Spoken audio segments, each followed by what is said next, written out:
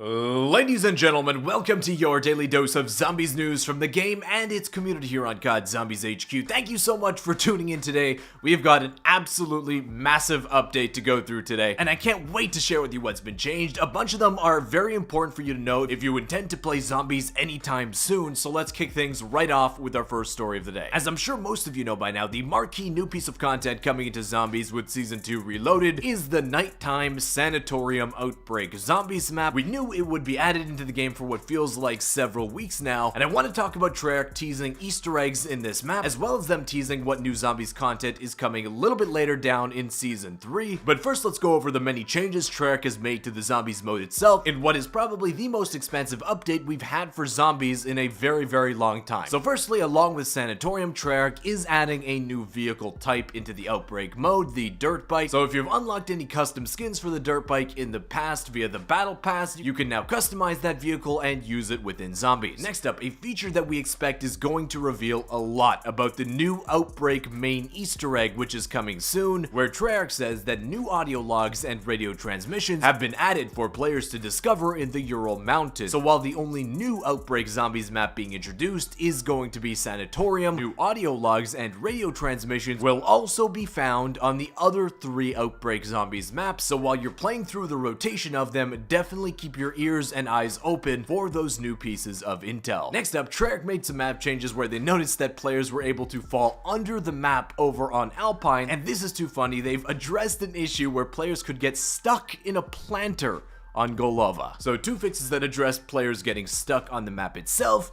And next is kind of a sad fix that we've seen, especially for our favorite Outbreak versus Vehicles segment, where Treyarch has changed what has become a very popular way to get an awesome vehicle launch happening in the Outbreak mode. But they say here that they've addressed an issue where the golden chest could push vehicles under the map. So it seems like as of this update, using the golden chest to launch your vehicles into the stratosphere is no longer an option. Though knowing Treyarch and their wacky vehicle fixes, there's always going to be more awesome Outbreak versus Vehicles content out there for people to unintentionally discover. But next up, a big heads up if you're planning on playing one of these side objectives in the Outbreak game mode, where Treyarch says that players will now take damage from the Dragon Relic rocket thrusters when it takes off. Look out below. So once you complete that Dragon Relic objective, you take down the number of zombies that you need to inside the circle. As it blasts off like a vehicle in Outbreak versus Vehicles, stay away from those rocket boosters where they will now hurt and possibly down you if you get too close to them. Next up, a big balance change for what is probably commonly agreed to be the most difficult objective in Outbreak, that is the Holdout, where you're sent to an enclosed mini zombies map and you have to survive for a certain amount of time. Well, Treyarch is actually making this objective a little bit easier,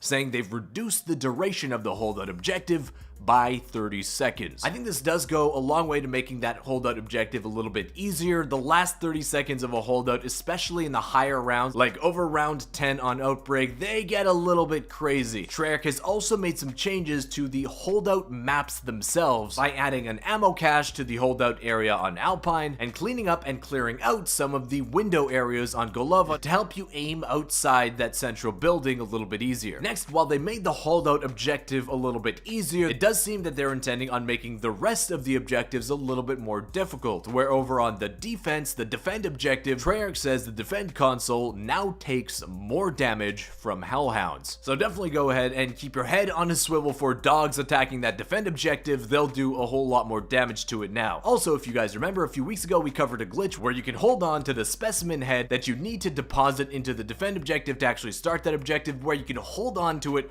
throughout the duration of your game from map to map. You can bring the buddy along with you. Well, Treyarch has seemingly fixed that, saying they've addressed an issue where picking up the specimen head while prone could prevent the player from being able to deposit it during the defend objective and also carry it forever. Next up, Treyarch fixed a major issue with the retrieve objective that I know a lot of you have complained about, and absolutely rightly, but hopefully you won't have to deal with this any longer, where Treyarch says they've addressed an issue where the progress bar for depositing the canister could break during the retrieve retrieve objective. This was really annoying for a lot of players. You start to deposit your canister and all of a sudden the progress bar just straight up breaks. You've either got to try to reset it or you just basically can't progress anymore. The progress bar just won't work for the rest of your game, so I'm glad Treyarch took a look at that and it's being fixed. Next up, over on the escort mission, Treyarch is looking to make that a little bit more difficult, where they say that enemies will no longer despawn when the payload teleports. So in that escort mission, the payload usually has to reach 3 separate dark ether portals. Once it reaches each of those portals, the enemies that are currently spawned in around it will instantly disappear once it goes into the dark ether portal and transports to the next objective.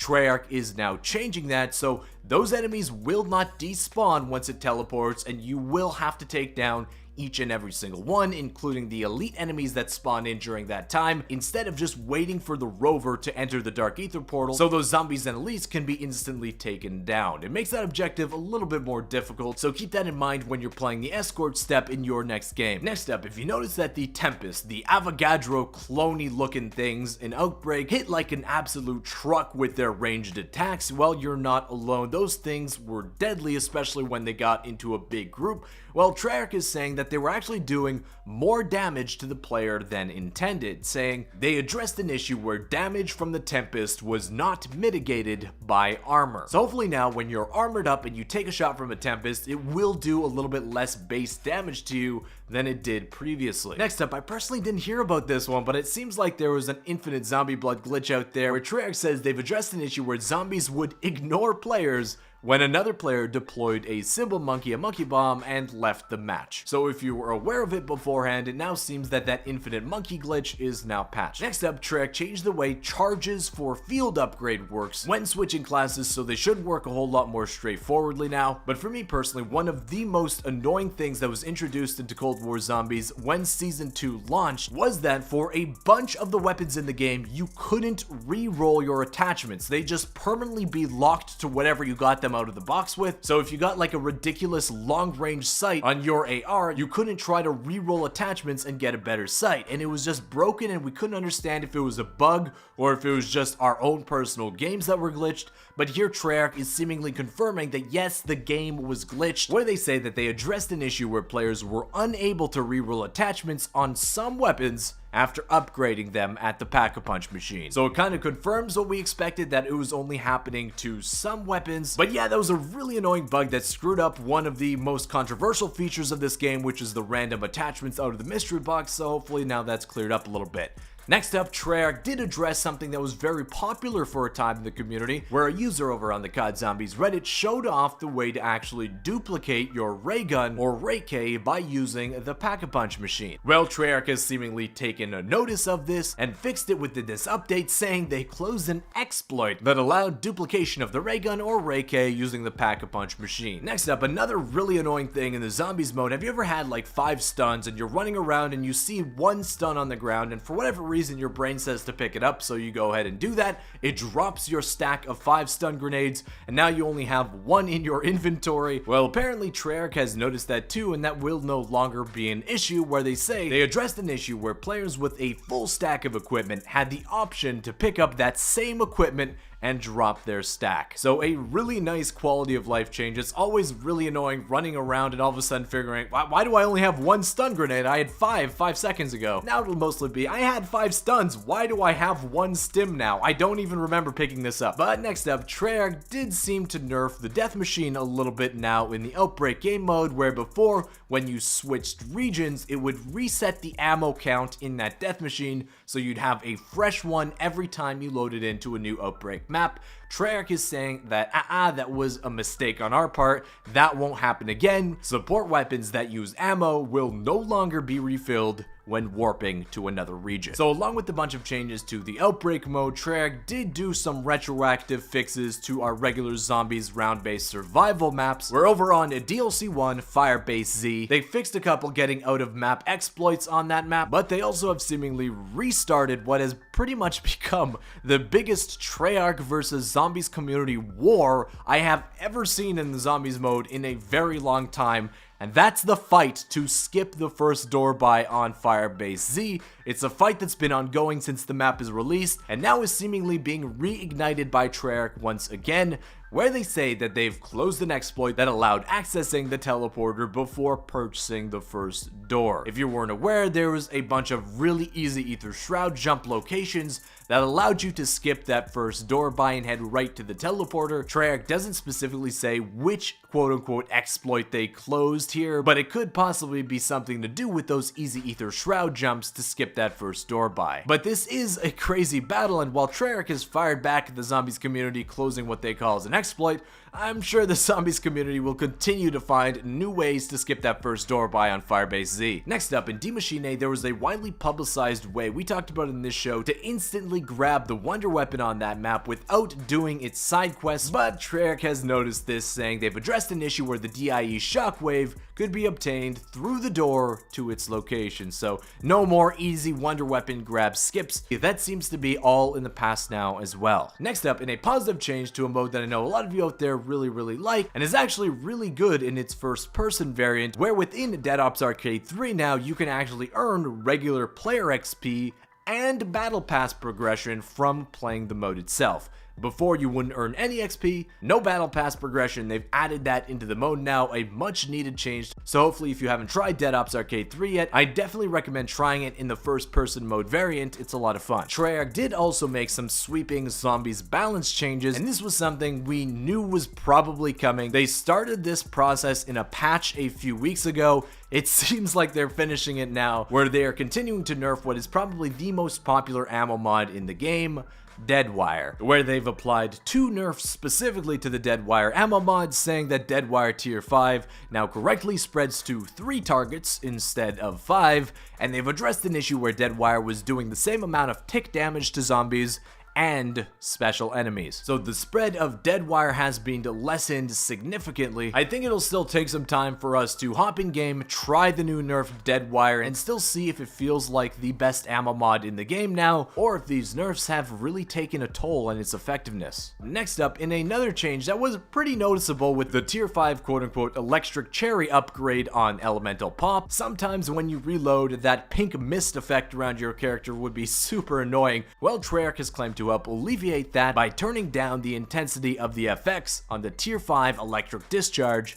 for Elemental Pop. So an absolutely massive slate of changes for the zombies mode, a bunch of nerfs, a bunch of buffs for different objectives and assets within the game itself. Of course, along with detailing the changes, in this update, Treyarch talks a little bit about the Easter eggs we can expect on Sanatorium, as well as the main Outbreak main Easter egg, which is coming a little bit down the line, where they say this. This week, we're expanding our biggest zombies experience with the massive new nighttime Sanatorium region, along with the new secure objective, new in-game intel, a new dirt bike vehicle, and even more secrets for players to discover. So it seems like there will be some small minor Easter eggs on the Sanatorium map that aren't just in-game intel. So when that map drops tomorrow, definitely keep your head on a swivel to try to find some of those new Easter eggs out. But Treyarch also talks about the future of the zombies mode, something that a lot of us are really concerned about, and they don't really do much to alleviate those concerns of when we're going to actually see DLC to the Berlin regular survival map. We've been having a bunch of Outbreak stuff. When are we going to see traditional zombies?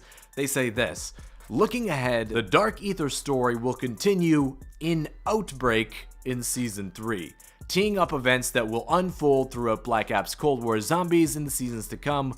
Stay tuned. So again, there's 2 ways to interpret this. With the release of Sanatorium as our Season 2 reloaded content, we all pretty much think we won't see that DLC to Berlin Zombies map until Season 3. We just don't know whether it's going to be at the start of Season 3 or perhaps in the middle of Season 3 with Season 3 Reloaded. We were hoping that this would give us some indication on when that would be, but it doesn't, where it says that looking ahead, the Dark Ether story will continue in Outbreak in Season 3. So that wording of in Outbreak in Season 3 is still very vague, because in Season 3 could mean at the start of Season 3 and also in the middle of Season 3. I'd rather see that Outbreak main Easter egg be released in the middle of Season 3. It feels like it's been all Outbreak recently, and while it's great, it just doesn't have the same amount of depth and really replayability as regular zombies maps do, at least for me personally. So I'm still hoping that we will see that DLC to Berlin Zombies map at the start of Season 3 a few weeks away from now. But that wraps up the news today, guys. I want to thank you so much for watching. If you enjoyed it, be sure to hit that thumbs up button down below, subscribe to the channel channel if you aren't already. It'll be interesting to see what secrets Treyarch is talking about introduced with this new Sanatorium Outbreak Zombies map, and we don't have that long to wait as Season 2 Reloaded releases tomorrow. But I want to thank you again for watching, and I'll see you with another Zombies news update